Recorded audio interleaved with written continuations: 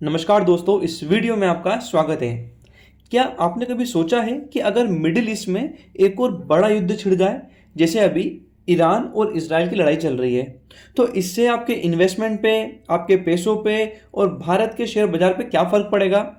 तो आज के इस वीडियो में हम बात करने वाले हैं ईरान और इजराइल के बीच में जो चल रही है जंग है उसके बारे में। इस जंग की वजह से जो अमेरिका, चीन और रूस की क्या रणनीति रहेगी, प्लस इसका सीधा असर आपके पोर्टफोलियो पे और भारत की इकोनॉमी पे कैसे रहेगा। तो आइए शुरू करते हैं हमारा आज का वीडियो। सबसे पहले हम समझते हैं कि ईरान और इजराइल में चल क्या रहा है। देखिए, ईरान और इजराइल की दुश्मनी कोई नई बात नहीं है। ये जो दुश्मनी है वो सालों पुरानी है और बहुत पहले से चल रही है। आज की तारीख में जो ईरान और इजराइल के बीच की लड़ाई है उसका सबसे मुख्य कारण है न्यूक्लियर वेपन्स बनाना। इजराइल का कहना है कि ईरान जो है वो न्यूक्लियर वेपन्स बना रहा है, जो इजराइल के लिए और बाकी सारी कंट्री जो आसपास की कंट्री है उसके लिए बहुत बड़ा खतरा है। इसीलिए ही ईरान और इजराइल में एक बड़ा युद्ध चल रहा है।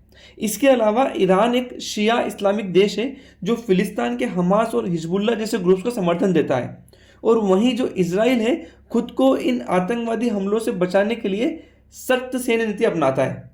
अब इसका हम सिंपल सा एग्जांपल समझते हैं कि हाल ही में इजराइल ने सीरिया में ईरानी ठिकानों पर बहुत सारे अटैक करे, इसमें बहुत सारा नुकसान हुआ। इसी के ही जवाब में ईरान ने सीधा मिसाइल हमला करा। अगर मैं टोटल ओवरऑल बात करूं तो ये अब तक का सबसे बड़ा हमला माना गया है। अब ये तो बात हो गई हमारे ईरान और इजराइल की लड़ाई के बारे में। अब हम बात करते हैं अमेरिका, रशिया और जो चाइना है, इनकी क्या रणनीति रहेगी, ये कैसे इसको चेस के शतरंज की तरह खेलते हैं। सबसे पहले हम बात करते हैं अमेरिका की। देखिए, अमेरिका जो है वो इजराइल का सबसे बड़ा समर्थक है। उसे फंडिंग, हथियार और राजनीतिक सारा समर्थन मिलता है अमेरिका से। और अमेरिका नहीं चाहता है कि जो ईरान है वो न्यूक्लियर पावर बने। मैंने आपको स्टार्टिंग में बनाया था कि ईरान जो है वो न्यूक्लियर वेपन्स बना रहा है, न्यूक्लियर पावर बना रहा है। इसके लिए इजराइल उसके अगेंस्ट में है। इजराइल का साथ दे रहा है यूएस, और यूएस भी नहीं चाहता है कि ईरान न्यूक्लियर पावर बने। इसी वजह से वो ईरान के ऊपर लगातार इकोनॉमिक सैंक्शंस लगाता रहा है। इकोनॉमिक सैंक्शंस क्या होते हैं? जैसे कोई भी हम परचेस करते हैं कुछ भी सामान वहाँ से, तो उस पर टैरिफ लगाना सॉरी, ईरान जो अलग अलग जगह से सामान अपना खरीदता है, अलग अलग कंट्रीज को प्रेशर बनाना कि ईरान को ये सामान ना दें या उसको महंगा सामान मिले, ताकि ईरान की जो अर्थव्यवस्था है वो खराब हो। तो एक जाहिर सी बात है कि अगर जंग बढ़ती है तो अमेरिका सीधा तौर पर इजराइल के साथ में खड़ा होगा। जैसे मिडिल ईस्ट में अमेरिका फौजों की तैनाती बढ़ेगी और तेल की सप्लाई चेन है उस पर फर्क पड़ेगा। तेल के सप्लाई चेन क्यों बोल रहा हूं मैं कि ईरान के पास वर्ल्ड का सबसे ज़्यादा तेल का भंडार है और वो सप्लाई करता है बाकी कंट्रीज को। तो अगर यहाँ पे एक युद्ध जैसी स्थिति बनती है तो डेफिनेटली क्रूड ऑयल के ऊपर एक बहुत बड़ा इंपैक्ट आएगा। वो क्या इंपैक्ट आएगा मैं आगे इस वीडियो में बताऊंगा, वीडियो को एंड तक जरूर देखिएगा। अभी हमने बात कर ली थी अमेरिका की, अब हम बात करते हैं चीन की, जो सामने शांत दिखता है लेकिन अंदर से उसकी चालें बिछ रही है। वो अंदर ही अंदर क्या गेम प्लान कर रहा है वो समझते हैं। देखिए, चीन जो है वो ईरान का सबसे बड़ा तेल खरीदार है। जो चाइना है उसके पास ईरान से सबसे ज़्यादा तेल आता है। अब आप इसको लिंक करिएगा, अमेरिका ईरान के ऊपर अटैक करना चाहता है, ईरान की जो ऑयल की इन्वेंट्रीज है वहाँ पर अटैक करना चाहता है। तो अमेरिका अगर ईरान की इन्वेंट्रीज पर अटैक करेगा, इसका जो सीधा असर है वो चाइना के ऊपर पड़ेगा, क्योंकि चाइना उससे अपना 30% से ज़्यादा तेल खरीदता है। तो वो क्या चाहता है कि अमेरिका जो है, जो चाइना क्या चाहता है कि अमेरिका जो है वो मिडिल ईस्ट में उलझा रहे, ताकि एशिया और अफ्रीका में उसकी पकड़ मजबूत हो। अगर अमेरिका का ध्यान इधर नहीं आएगा और वहीं के वहीं उलझा रहेगा तो जो चाइना है वो अपनी पकड़ जो है वो एशिया के जो बाकी कंट्री है, बाकी देश है, अफ्रीका में देश है, वहां पर वो उसकी पकड़ मजबूत बनाएगा। चीन ने हाल ही में ईरानी सऊदी जो अरब के रिश्ते सुधारने में एक अच्छी भूमिका निभाई थी। ईरान सऊदी में जो मतभेद थे उसमें एक मीडिएटर का काम किया था। ऐसे रिसेंटली आपने सुना होगा इंडिया पाकिस्तान वॉर में ट्रंप ने आकर कहा था कि मैंने इन दोनों कंट्रीज के बीच में सेटलमेंट कराया है और मैंने जंग रुकवाई है। तो चीन के लिए ये एक मौका है बैकडोर डिप्लोमेसी करने का और अमेरिका की कमजोरी को भूनने का।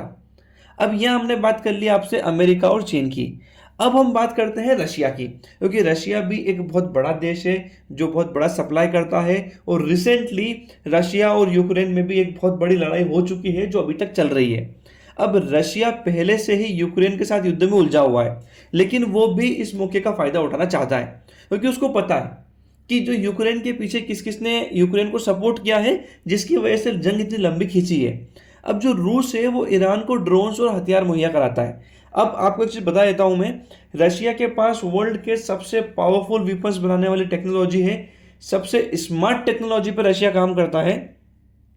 इसीलिए ही रशिया जो है वो डिफेंस सिस्टम का एक बहुत बड़ा हब माना जाता है। अब रशिया जो है वो ईरान को ड्रोन सप्लाई करेगा, अलग अलग तरह के वेपन सप्लाई करेगा। वो चाहता है कि अमेरिका एक और मोर्चे पर उलझ जाए ताकि पश्चिमी देश यूक्रेन को कम समर्थन दे। अब रशिया का क्या सोचना है यहाँ पे, क्योंकि रशिया को पता है यूक्रेन को जो सपोर्ट मिल रहा है वो यूएस की तरफ से मिल रहा है। अगर यूएस अब सपोर्ट किसको देने लग जाएगा, इसराइल को, तो यूएस का पूरा ध्यान चल जाएगा इसराइल पे और रशिया जो है वो यूक्रेन को पूरा कब्जा लेगा। तो रूस के लिए ईरान इसराइल का जो टकराव है वो एक डाइवर्जन स्ट्रेटेजी की तरह है। तो आई बिलीव कि आपको अभी तक ये समझ में आ गया होगा कि यहां पर अमेरिका क्या स्टेप उठाएगा, यहां पर चाइना क्या स्टेप उठाएगा और यहां पर रशिया क्या स्टेप उठाएगा। ये बहुत बड़ी बड़ी कंट्रीज है जो एक शतरंज की तरह अपनी चाल चल रही है बैकडोर में।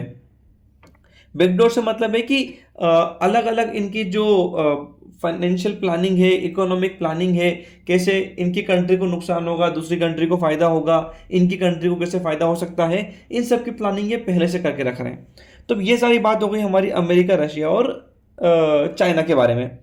अब सबसे इंपॉर्टेंट क्वेश्चन आता है कि भारत पर इसका क्या फर्क पड़ेगा, क्योंकि भारत भी एक कंट्री है जिसके रिश्ते सबसे अच्छे हैं। अगर ये सब चीजें होती है तो इसका भारत पे इंपैक्ट क्या पड़ेगा, भारत का स्टैंड क्या रहेगा। देखिए, भारत की जो लगभग 85% जो भारत तेल इंपोर्ट करता है, 85% तेल वो जो होता है वो भारत बाहर से इंपोर्ट करता है। अगर ईरान इजराइल में अगर युद्ध होता है तो डेफिनेटली ये पॉसिबल है कि जो क्रूड ऑयल है वो $100 प्रति बैरल के ऊपर जा सकता है, क्योंकि ईरान बहुत बड़ा सप्लायर है। अगर ईरान के ऊपर अटैक होगा तो कहीं ना कहीं क्रूड की इन्वेंट्री पर अटैक होगा, क्रूड के ऊपर अटैक होगा तो क्रूड की सप्लाई कम होगी। अगर मार्केट में किसी चीज़ की सप्लाई कम होती है तो उसके रेट वहाँ पर बढ़ जाएंगे। अब आप ये समझिए कि अगर ये सारी चीज़ें होती है और अगर ये सारा अटैक होता है तो इससे जो इंडियन इकोनॉमी है उसमें किस किस चीज़ पर फर्क पड़ेगा। देखिए, क्रूड का अगर रेट बढ़ता है तो इन्फ्लेशन बढ़ेगा, इन्फ्लेशन बढ़ेगा तो पेट्रोल डीजल ट्रांसपोर्ट महंगे होंगे। आरबीआई हो सकता है अपना इंटरेस्ट रेट बढ़ाए, अगर आरबीआई ने इंटरेस्ट रेट बढ़ाया तो वहां पे लोन महंगा होगा, लोन महंगा होगा तो आपको ज़्यादा पैसों पे ज़्यादा ब्याज भरना पड़ेगा। एफआईआई जो है वो इंडियन मार्केट से पैसा निकाल सकती है, क्योंकि ये पॉसिबिलिटी है कि जब जब एफआईआई को लगता है कि इकोनॉमिक कंडीशन में इनस्टेबिलिटी आ गई है तो वो निफ्टी, सेंसेक्स या जो पैसा लगा रखा है वहां से वो निकालने की सोचते हैं। ऐसे टाइम पे जो सेक्टर्स हैं जो अंडर प्रेशर में आ सकते हैं वो हो गया ऑटो सेक्टर, ऐसे मारुति, हीरो, ये अपने व्हीकल सप्लाई करते हैं बाहर की तरफ। एशियन पेंट्स, बर्जर पेंट जो क्रूड ऑयल पर डिपेंडेंट है। एविएशन सेक्टर, क्योंकि जब स्पेस बंद होता है क्रूड ऑयल ज़्यादा लगता है तो यहाँ पे इम्पेक्ट आ सकता है। Plus FMCG sector. लेकिन अगर मैं बात करता हूँ डिफेंस सेक्टर की और ऑयल रिफाइनिंग कंपनी की, जैसे ONGC, BPCL oil refining company है डिफेंस सेक्टर में, पारस डिफेंस, मस्जोग, बीईएल, इन कंपनी को डेफिनेटली यहाँ पर फायदा होगा। तो अब आपको ये सारी चीज़ें अच्छे से समझ में आ गई होगी। अब हम हमारे वीडियो को एंड करते हैं और एक बेसिक कंक्लूजन निकालते हैं कि आप ये कल्पना कीजिए कि एक ये पूरी शतरंज का, एक ये पूरा चेस का एक चेस बोर्ड बना हुआ है। यहाँ पर अमेरिका एक किंग है। किंग का काम क्या है, जिसे उसे अपने आप को बचाए रखना जरूरी है, क्योंकि उसका बचे रहने से ही वर्ल्ड की इकोनॉमी टिकी है। चीन जो है वो क्वीन की तरह काम करता है, उसको वो हर दिशा में मूव करता है लेकिन चुपचाप रहता है। रशिया जो है वो सीधा चलता है, वो सीधा चलता है लेकिन एक बड़े हाथी, जो सब बेसिकली चेस के अंदर हाथी होता है जो एक बड़ा इंपैक्ट करता है, वैसे वो काम करता है। और ईरान और इजराइल एक छोटे छोटे प्यादे की तरह काम करते हैं जिनकी टेढ़ी मेढ़ी चाल होती है पर इतना असर नहीं होता है। और यहाँ पर भारत एक वो खिलाड़ी है जो शांत बैठा हुआ है, शतरंज की सारी चाल को देख रहा है और समय आने पर अपने आप को वो संभाल के चल रहा है। तो मैं उम्मीद करता हूं मेरे द्वारा दी गई इन्फॉर्मेशन आपको जरूर समझ में आई होगी। तो दोस्तों, ये युद्ध सिर्फ ऐसा नहीं है कि हम बॉर्डर पे ही लड़ सकते हैं, ये आपकी जेब, बाजार और निवेश पर भी असर डालेगा। और अगर ईरान इजराइल का जो तनाव है अगर ये बड़ा रूप लेता है तो भारत को भी यहाँ पे रणनीतिक, कूटनीतिक और आर्थिक रूप से बहुत संतुलन से काम लेना होगा। तो इसी के साथ हम हमारे वीडियो को समाप्त करते हैं। कमेंट में बताइएगा क्या भारत को इस टकराव में तटस्थ रहना चाहिए या एक सक्रिय भूमिका निभाना चाहिए। Thank you very much.